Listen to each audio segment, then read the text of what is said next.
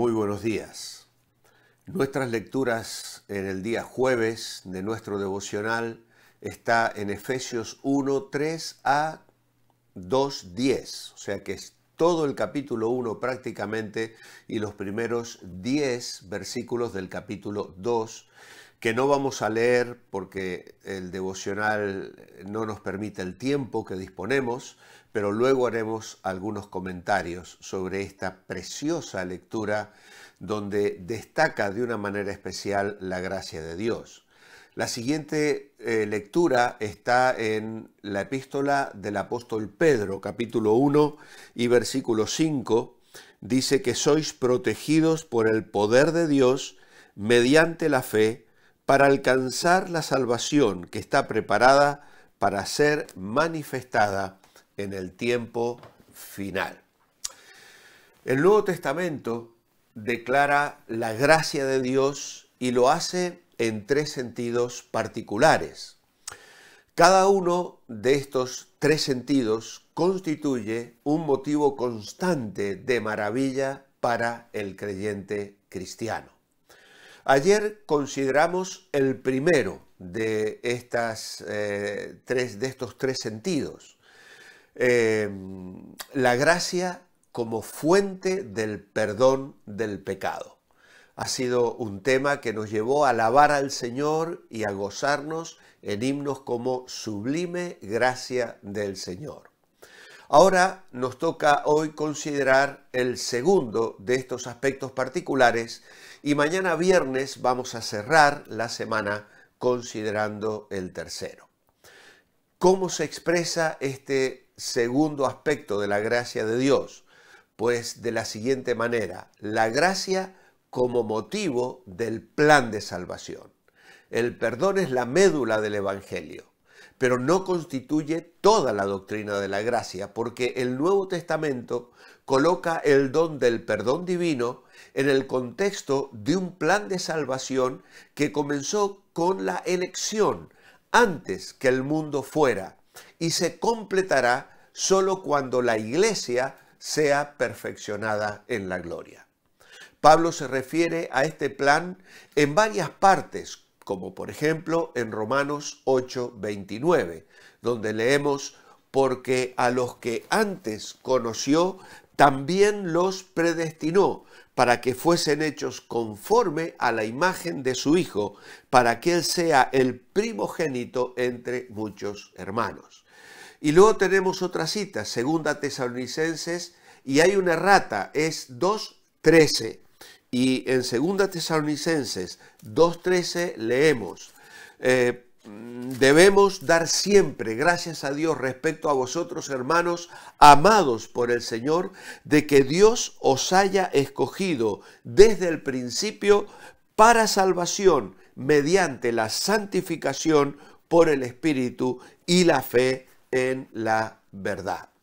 Ahora, la versión completa se encuentra de este tema en un largo párrafo que, a pesar de las subdivisiones, la continuidad de pensamiento hace que sea un solo párrafo que comienza en Efesios 1:3 y que continúa hasta el capítulo 2, versículo 10. Pablo comienza con un breve resumen y luego dedica el resto del párrafo a analizar ese resumen y a explicarlo. ¿Y qué dice ese resumen? Dice: Dios nos bendijo con toda bendición espiritual en los lugares celestiales, es decir, en el reino de las realidades espirituales en Cristo. Y este análisis comienza en el versículo 4 con el tema de la elección y la predestinación eternas para ser hijos de Dios. Nos escogió antes de la fundación del mundo para que fuésemos santos y sin mancha. Prosigue con la redención y remisión de pecados en el verso 7. En él tenemos redención por su sangre. Y luego continúa con la esperanza de glorificación en Cristo. En el versículo 11, participamos de una herencia, pues fuimos predestinados conforme al propósito del que hace todas las cosas, y luego sellados como posesión de Dios para siempre en el versículo 13, donde habla del Espíritu Santo. Así que Pablo pasa a concentrar su atención de aquí en el acto de poder mediante el cual Dios regenera a los pecadores, despertando en ellos la fe como parte de ese proceso de salvación. Todos estos elementos son parte de un solo y grande propósito de salvación. Y la gracia, es decir, la misericordia, el amor y la bondad, es su fuerza motivadora. Y esto lo vemos en el capítulo 2, verso 4, que las riquezas de su gracia aparecen en el transcurso de esta administración y que la alabanza de su gracia es su meta, cosa que repite en 1.6, 1.12, 1.14 y luego en el capítulo 2 y en el versículo 7. De manera que el creyente puede alegrarse en el conocimiento de que su conversión no fue ningún accidente, sino un acto de Dios que tuvo su lugar en un plan eterno para bendecirlo con el don gratuito de la salvación del pecado. Dios promete y se propone cumplir su plan hasta el final, y en razón de que Él mismo ejecuta su soberano poder, nada, absolutamente nada, puede obstaculizar ese plan. La lectura sugerida de hoy, ya hemos dicho, es más larga de lo habitual. Todo el primer capítulo de Efesios, hasta el capítulo 2 y el versículo 10. Pero tal vez la clave de todo este largo párrafo sean 10 palabras extraídas de Efesios 2:9. ¿Y qué leemos allí? Por gracia, por medio de la fe, don de Dios. Por gracia, por medio de la fe, don de Dios. La gracia de Dios fluye de la vida del Dios Trino, otorgadora de dones. Incluso en el estado caído de la humanidad, Dios otorga gratuitamente a sus criaturas cosas buenas que no merecen, como hemos mencionado ya. El mayor de los bienes que Dios nos da es Jesucristo. El hilo conductor de la gracia en la Biblia es un marcador característico del cristianismo, uno que lo distingue de todas las relaciones, de otras religiones. El centro mismo y el núcleo de toda la Biblia es la doctrina de la gracia de Dios. Las obras de Dios en la creación, así como sus pactos, sus promesas, su palabra y su obra de redención, todo eso brota de la gracia, de esa fuente inagotable. Todo lo que tenemos se debe a la gracia. La gracia no es una tercera cosa o una sustancia o un elemento añadido. En la gracia, Dios se da nada menos que a sí mismo. Por eso Pedro va a decir, mas el Dios de toda gracia, que Abraham nos leía el domingo pasado. La gracia de Dios hacia la humanidad surge de la plenitud de su ser. Él es un Dios de gracia. Cuando Dios se apareció a Moisés, declaró su nombre, Jehová, el yo soy, como la suma de su ser eterno. Y esta naturaleza incluye también su gracia.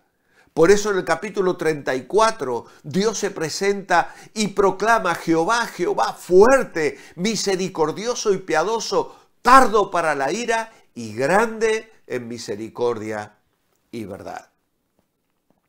Packer sugiere que la gracia es simplemente el amor de Dios demostrado hacia quienes merecen lo contrario.